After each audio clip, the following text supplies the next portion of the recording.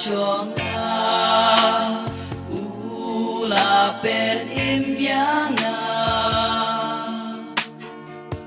pen khoi pen kya yang na Alleluia na kang ha me pan ching ya ra ku trai ku play chong na me pen khoi pen kya yang na Alleluia me la pen ni ya na ku trai ve la na ka jin te ken tiu na tiu jin te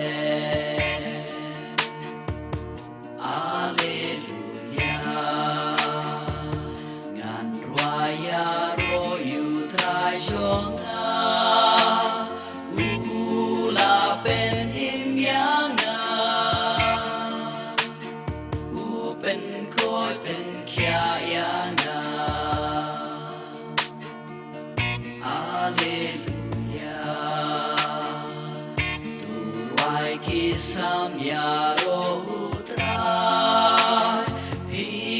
ki ba i chong tu ai ngu ker ten chong Alleluia Pitaru trai te tang shi po chu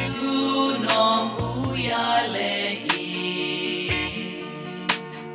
u ma ki shle men di gak men ste ngan roya ro yu trai chong na ula pen im yang na pen khoi pen kya yang na Alleluia a jing man pha jin sa ro na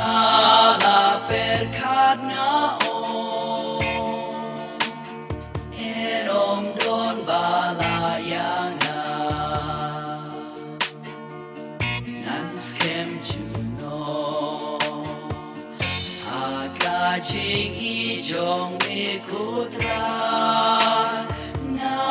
skem kum ulum ba